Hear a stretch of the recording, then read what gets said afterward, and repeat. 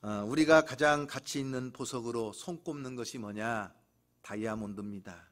혹시 여러분들 가운데 다이아몬드를 가지고 계신 분이 계신가요? 한 분도 없으세요? 물론 저도 없습니다. 금반지도 없지만은, 그러나 모든 사람들은 다이아몬드를 가장 가치 있는 보석으로 생각을 합니다. 그런데 다이아몬드의 가치를 결정하는 기준이 있는데, 그 기준 4가지가 뭐냐? 알파벳 C를 가지고 4가지로 다이아몬드의 가치를 결정합니다. 첫째는 캐럿, 크기입니다. 두 번째는 커트, 모양입니다. 얼마나 정교하게 조각을 했느냐 하는 것이죠. 세 번째는 컬러입니다. 빛을 받았을 때 얼마나 아름다운 색깔을 반사하느냐 하는 것이고, 네 번째는 클래러티입니다. 투명도입니다. 얼마나 투명한가 하는 것이죠. 그런데 재미있는 것은 통상적으로 사람들을 평가하는 것도 이와 유사한 방법으로 세상은 사람을 평가하려고 합니다. 첫 번째가 뭐라고 그랬어요? 캐럿, 크기를 말하는데, 사람도 얼마나 많은 재산을 가지고 있느냐, 그 소유의 크기를 가지고 사람을 평가하려고 합니다. 두 번째는 컷, 모양이죠. 그래서 사람들의 겉모습, 사람들의 생김새, 또 그 사람들의 어떤 모양을 가지고 사람들을 판단하려고 합니다. 그래서 예쁜 사람들, 잘생긴 사람들을 보면 조각 미인이다, 이런 표현을 하기도 합니다. 세 번째는 컬러, 색깔을 말하는데, 사람도 어떤 피부의 색깔을 가지고 있느냐에 따라서 사람을 인종차별하기도 합니다. 그리고 네 번째는 클래러티, 바로 투명도를 말하는데, 그 사람의 정직성, 그 사람의 도덕적인 행실을 가지고 그 사람을 평가를 합니다. 여러분이 4가지로 사람을 평가한다, 가만히 생각해 보면 일리가 있는 이론 같습니다. 하지만 사람을 평가하는데 이 4가지만 가지고 그 사람을 평가한다는 것은 무엇인가 좀 부족한 것이 있습니다. 우리가 믿음의 눈으로 신앙적인 견지에서 본다면 정말 중요한 것, 아니 어쩌면 오직 필요한 한 가지가 있어요. 그러니까 4개의 C를 가지고 평가하는 것이 아니라 한 가지 더 있어야 돼요. 5번째 C가 뭐냐? 그것은 바로 크라이스트입니다. 그리스도죠. 예수 그리스도를 그 심령 안에 영접하여 모시고 살아가느냐, 그리스도의 십자가의 보혈로 용서받고 날마다 성령 안에서 새 사람으로 변화되어 살아가는 것이 그 삶을 명품 인생으로 만드는 가장 중요한 것이라고 하는 사실입니다. 사람들은 시대가 변하면서 살아가는 방식도 다양해집니다. 그래서 무엇이 가치 있는 것이냐, 어떻게 살아가는 것이 세상을 아름답게 살아가는 것이냐 하는 것을 끊임없이 추구합니다. 그러다 보니 전에는 한때 웰빙이라는 바람이 확 대한민국에도 불어왔습니다. 도심의 공해와 현대인의 바쁜 생활에서 벗어나서 심신의 안정과 평화를 추구하고, 패스트푸드와 같은 인스턴트를 먹기보다는 유기농 야채와 곡식을 먹으면서 건강하려고 애쓰는 것입니다. 그리고 몇만 원짜리 비싼 음식을 먹는 것보다도 오히려 향긋한 스파 마사지를 받고 발 마사지를 즐기는 이러한 사고방식입니다. 퇴근 후에도 헬스클럽이나 요가센터를 찾아가서 하루의 스트레스를 건강하게 날려버리고 그 건강한 삶, 평화로운 삶을 추구하는 것이 웰빙이었습니다. 그래서 웰빙 했던 것입니다. 그래서 모든 것을 초월해서 몸과 정신이 모두 편안하게 잘 살아보자, 그래서 웰빙의 삶을 살자 했던 것입니다. 그렇다면 여러분, 정말 어떻게 사는 것이 잘 사는 거예요? 어떤 삶이 정말 복된 삶이에요? 사람이 살아가는 방식은 과거나 현재나 미래나 사람의 방식은 다양한 것 같지만, 그러나 그 속을 깊이 들여다보면 근본적인 내용은 다 똑같습니다. 오늘 우리가 정말 기억해야 될 것은 인간은 영적인 존재라고 하는 사실입니다.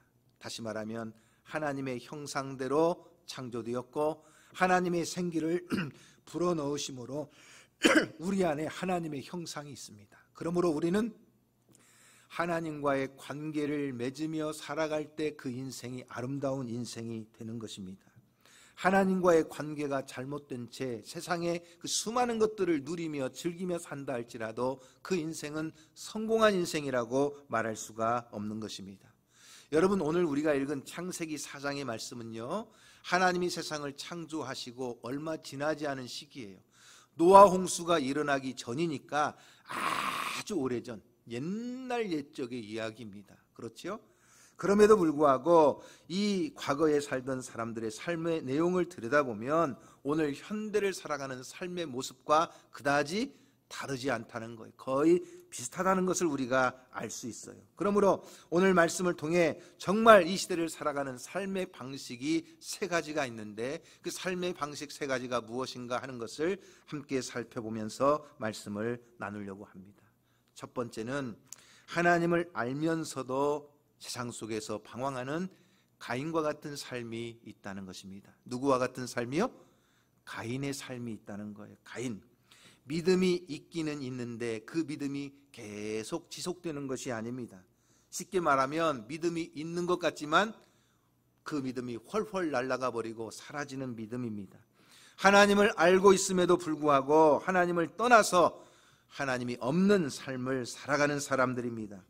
처음부터 하나님을 몰랐던 것이 아니에요. 그 의식 속에 분명히 하나님이 존재하고 있지만 하나님을 등지고 떠나서 세상에서 방황하는 삶을 살아가는 대표자가 바로 오늘 본문에 나오는 가인의 삶이었다고 할 수가 있습니다. 사실 가인의 삶을 들여다보면요, 이중적인 삶의 모습을 우리가 볼 수가 있어요.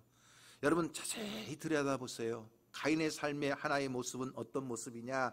끊임없이 정처 없이 떠돌아다니는 방랑자, 유리하는 자의 삶이에요. 그렇게 방랑하며 유리하는 사람들의 또 이중적인 모습이 뭘까요?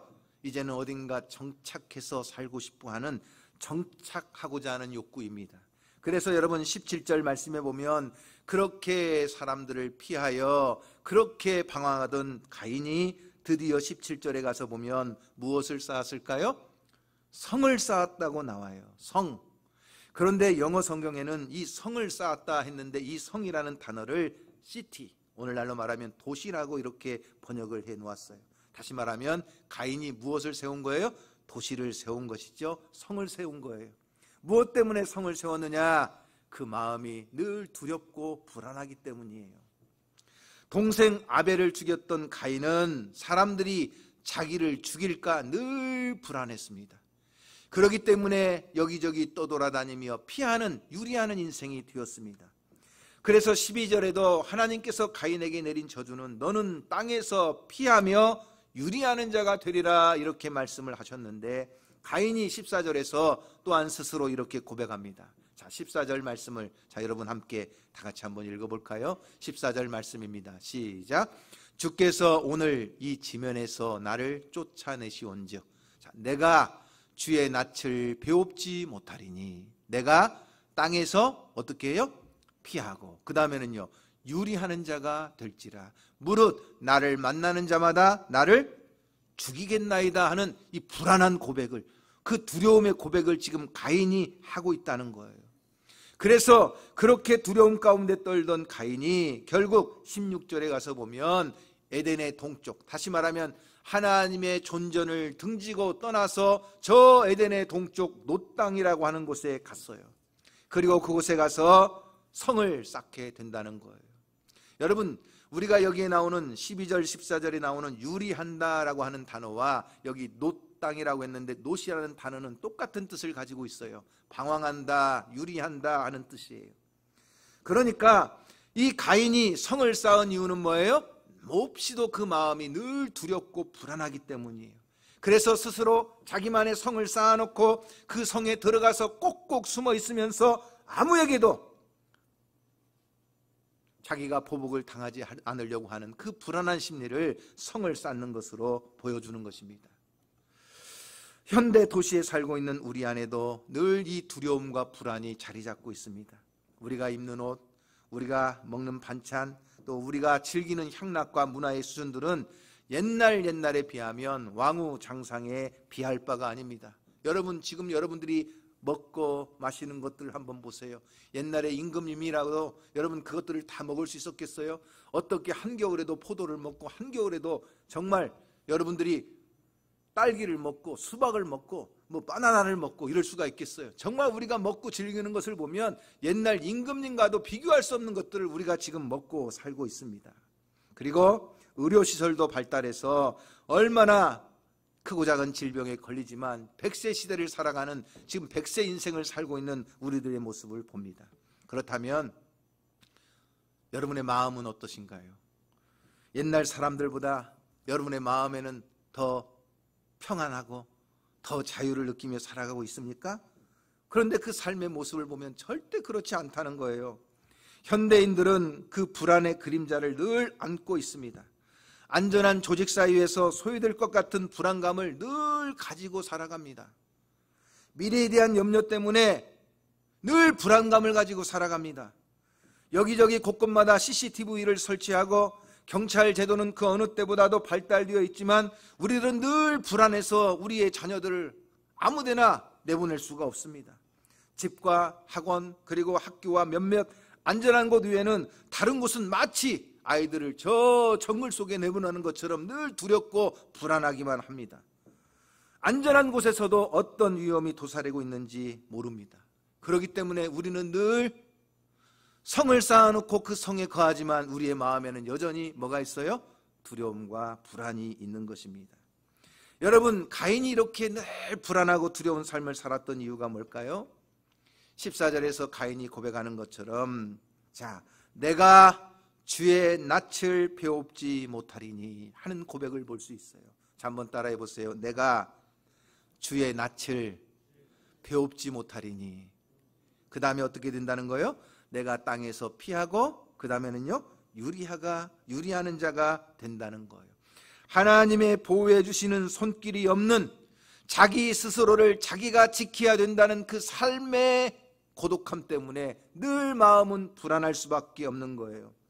인생의 필요를 하나님께 다 맡겨버리고 내가 어디로 가든지 하나님이 함께 하시고 내가 무엇을 하든지 하나님이 지켜주신다는 믿음의 사람은 절대 두려움이 없습니다. 그러나 내 인생 내가 책임져야 돼. 아무도 나를 지켜주지 않아. 믿을 건 나밖에 없어. 오직 내 힘으로 살아야 돼. 자기 스스로를 자기가 지키려고 하는 인생은 늘 자기만의 성을 쌓아요. 그리고 그 성에 갇혀요. 그리고 늘 마음이 불안하고 답답할 수밖에 없는 거예요. 사람들로부터 피하고 사람들로부터 숨어버리고 그래서 안전한 곳이 어딘가를 찾아 헤매지만 여전히 두려움밖에 없는 거예요. 여러분, 창세기 11장에 보면 바벨탑을 쌓는 장면이 나와요.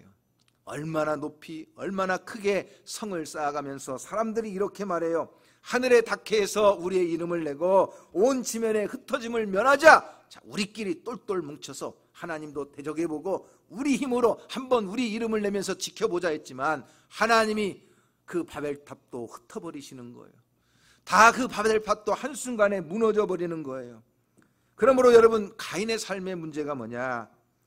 하나님을 알고 있으면서도 하나님을 떠나버려 끝까지 땅 가운데 피하며 유리하는 인생은 결국 참된 행복이 없다는 거예요. 가인이요, 하나님을 몰랐던 사람이 아니에요. 분명히 하나님을 알았어요. 그러나 그 하나님의 존재를 등지고 저 에덴의 동쪽으로 멀리 하나님을 떠나버렸을 때 그의 인생은요 여전히 불안하고 불행 가운데 살 수밖에 없는 거예요. 오늘날도 어리석게 하나님을 떠난 인간은 스스로 자기 자신을 보호할 수 있다고 생각하면서 성을 쌓고 자기 안에 갇혀 살다가 결국 불행한 삶의 탄식으로 마감하는 것을 보게 됩니다. 사랑하는 성도 여러분, 오늘 여러분의 삶을 한번 되돌아보십시오. 여러분을 지켜주시는 분이 누구십니까? 내가 나 자신을 지킬 수 있다고 생각하십니까? 내가 내 자녀들을 지켜낼 수 있다고 생각하십니까? 내가 내 가정이나 내 일터나 직장을 다 지켜낼 수 있다고 생각하십니까? 아니에요. 벌써 그렇게 생각하는 순간 우리는 늘상 피곤하고 우리는 늘상 불안하고 우리는 두려움 가운데 벌벌 떠는 존재예요. 그러나 하나님이 나를 지켜주신다. 할렐루야. 하나님은 너를 지키시는 자라. 여호와께서 내 우편에서 내 그늘이 되시나니 낮에 해가 너를 상치 아니하며 밤의 달도 너를 해치 아니하리로다. 할렐루야. 나를 지켜주시는 하나님, 그 하나님이 항상 내 곁에서 나와 함께 하시기 때문에 저 낮의 해도 밤의 달도 나를 해치지 못하고 상하지 못하고 나를 보호해 주신다. 하나님만이 나를 지켜주시는 분이시다. 늘 하나님의 존재를 바라보며 하나님께로 가까이 나가며 하나님의 함께 하심을 믿으며 그 하나님의 두 손을 붙잡을 때 우리의 삶에 하나님의 놀라운 은혜가 함께하는 줄로 믿으시기를 바랍니다. 그럴 때 우리가 예수님께서 말씀하신 것처럼 그러므로 염려하여 이르기를 무엇을 먹을까, 무엇을 마실까, 무엇을 입을까 하지 말라. 이는 다 누가 구하는 거예요? 이방인들이 구하는 거예요. 하나님을 떠난 인생들, 하나님을 등진 인생들이 무엇을 먹을까, 무엇을 입을까, 무엇을 마실까를 고민하는 것이지, 늘 하나님의 품 안에 거하며 늘 하나님을 바라보고 하나님께로 나아가는 자들은 하나님이 모든 것을 다 채워주실 줄로 믿고 주님 안에서 그 행복을 누리며 살아가는 줄로 믿습니다. 그러므로 우리는 날마다 하나님을 향하여 나아가는 성도가 되기를 주님의 이름으로 축원합니다. 가인처럼 하나님을 등지고 저 에덴의 동쪽, 결국 찾아간 곳은 방황하고 유리하는 노 땅이었어요. 결국은 성을 쌓아 그 성에 갇혀서 스스로를 지켜보려고 하지만 지키지 못했어요. 그러나 하나님을 향하여 두 손을 들고 나아가는 인생은 하나님이 항상 그 거룩한 손으로, 강한 손으로 지켜주심을 믿으시기를 바랍니다. 오늘날도 우리가 마찬가지입니다. 하나님의 말씀이 들리는 교회, 그리스도의 십자가가 비추는 세상, 숱한 일들이 지금도 끊임없이 일어나고 또 일어나고 있지만, 그러나 하나님이 함께 하시는 성도들이 거룩한 교제를 나누며 믿음 안에서 함께 교제하는 그 거룩한 역사를 통하여 하나님의 은혜를 체험하고 그 사랑을 나누는 하나님 앞에서 믿음으로 사는 성도가 되기를 주님의 이름으로 축복합니다.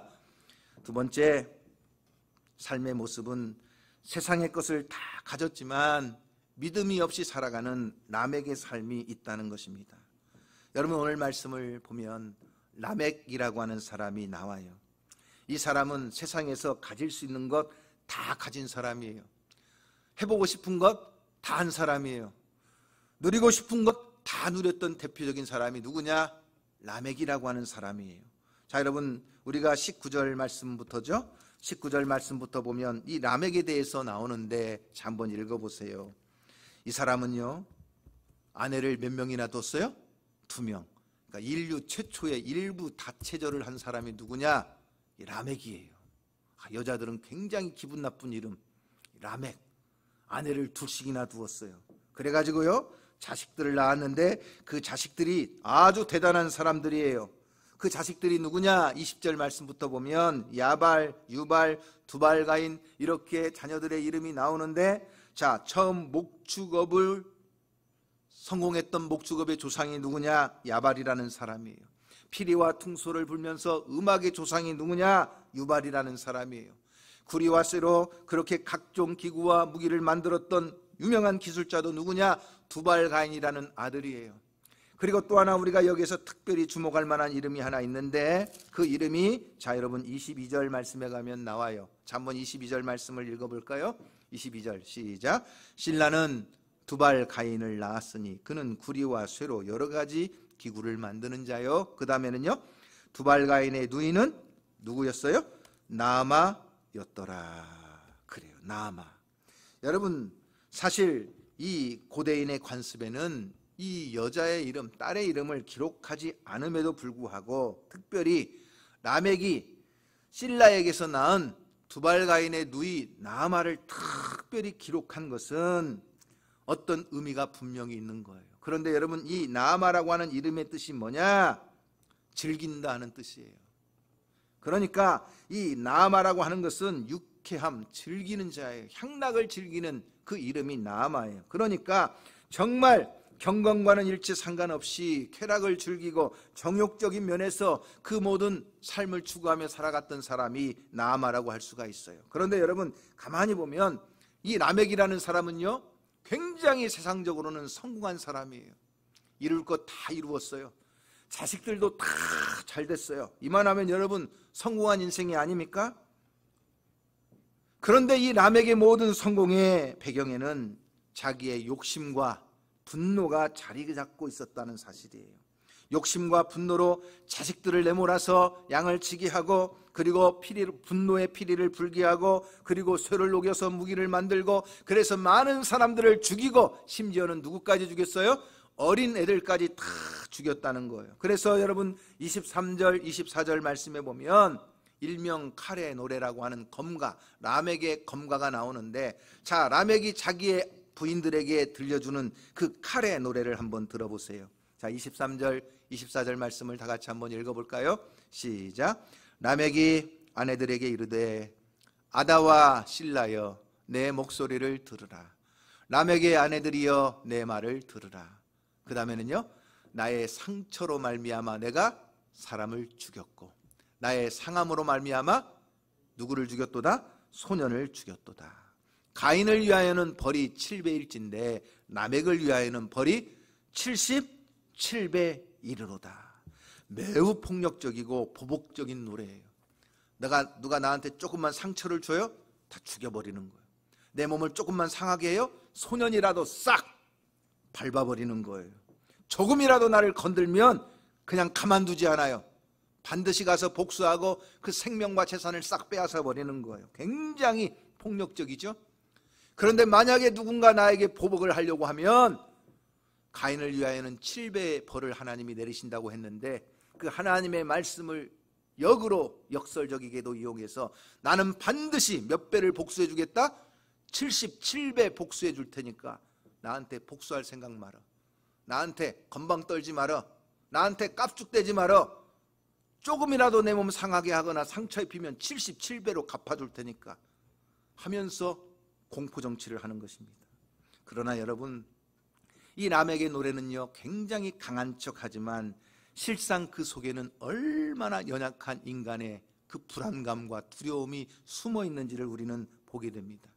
연약한 동물들이 오히려 큰 소리로 짖어대고 그 약한 짐승들이 자기의 몸집을 막 키워가면서 자기가 굉장히 큰 존재인 것처럼 보이려고 하는 것처럼, 이렇게 연약한 람եկ의 모습을 스스로 칼의 노래를 통해서 그 자신의 연약함을 감추려고 하는 인간의 나약함을 우리가 보게 되는 것입니다. 이 람եկ의 성공은 거대한 악의 세력이에요. 그 세상의 성공을 통해서 하나님께 도전하고 하나님을 무시하고 하나님으로부터 스스로 독립하려고 하는 마귀의 역사가 그 속에 숨어 있다는 것을 우리는 볼 수가 있어요. 아담의 죄가 하나님의 말씀에 대한 불순종의 죄였다면, 가인의 죄는 말씀을 거부하여 살인을 표출한 죄였다면, 람եկ의 죄는 살인을 보편화하고 복수심을 극대화하는 모든 악의 세력에 대한 죄의 증거예요.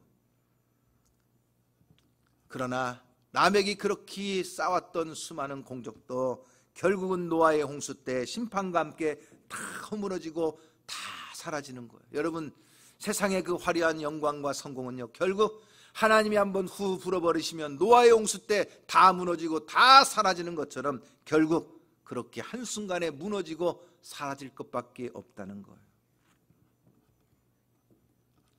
그러므로 사랑하는 성도 여러분, 우리는 가인이나 아벨처럼 그 두려움과 불안 속에 벌벌 떨면서 스스로 사람들 앞에는 강한 척 그렇게 큰 소리치는 존재가 아니라 늘 하나님이 우리와 함께 하시며 하나님이 나를 지켜주신다는 그 참된 평안, 참된 기쁨이 우리 안에 있기를 주님의 이름으로 축원합니다. 내 스스로 나를 지킨다, 그런 사람은 늘 두려움 속에 벌벌 떨어요. 천지를 창조하신 하나님이 나를 보호하시고 나를 인도하시고 나를 지켜주신다, 할렐루야. 그 믿음을 가지고 사는 사람들은요 벌써 그 얼굴에 뭐가 있어요? 평안함이 있어요. 기쁨이 있어요. 여러분들이 알지 못하는 사람일지라도 거리에서나 어디에서나 사람을 만났을 때 벌써 얼굴이 평안한 사람을 보면 어떤 생각이 들어요? 아, 저 사람 예수 믿는가 보다. 아, 저분은 권사님인가 보다. 아, 저분은 장로님인가 보다. 물어보면 거의 뭐예요? 아, 맞아요. 나 어디 교회 권사예요. 어디 교회 장로예요. 벌써 얼굴에 뭐가 있어요? 평안함이 있는 거예요. 그러나 무엇인가 세상에서 성공한 것 같고 강한 척하고 뭔가 큰 소리 치는 것 같지만 그 눈빛에 살기가 있고 얼굴에 벌써 어두움이 있고, 그런 사람들은 세상적으로는 성공한 것 같지만 그 스스로 자기를 지켜낼 수 없는 그 고독감 때문에 늘 불안에 떨 수밖에 없는 거예요. 오늘 우리는 하나님의 은혜 가운데 하나님이 지켜주시는 삶을 살아가는 복된 성도가 되기를 주님의 이름으로 축원합니다. 그런 의미에서 세 번째 삶이 있는데, 그 삶은 바로 날마다 하나님의 이름을 부르며 예배자로 살아가는 에노스의 삶이 있다고 하는 것입니다. 여러분, 오늘 본문에 보면 가인의 후손들을 쭉 나열하면서 그 마지막 대척점에 아벨의 후예인 셋과 에노스라고 하는 사람을 기록해주고 있습니다. 다시 말하면 하나님께서 아벨 대신에 주신 아들이 셋이요, 그 셋의 후손이 누구냐면 에노스였는데, 그 에노스의 삶을 창세기 4장 끝에서는 이렇게 기록을 해주고 있어요. 자, 26절 말씀을 다 같이 한번 읽어보세요. 26절 시작. 셋도 아들을 낳고 그의 이름을 에노스라 하였으며 그때 사람들이 비로소 여호와의 이름을 불렀더라. 여러분, 남에게 아들들이 세운 업적과 공적에 비하면 에노스의 삶은요, 주목할 만한 것이 하나도 없어요. 자식덕을 본 적도 없고, 유명한 업적을 세운 것도 없고, 무엇인가 큰 성을 쌓은 것도 없고, 뭔가 성공한 것도 하나도 없어요. 그런데 에노스의 삶에 주목할 만한 것은 딱 한 가지밖에 없어요. 뭐예요?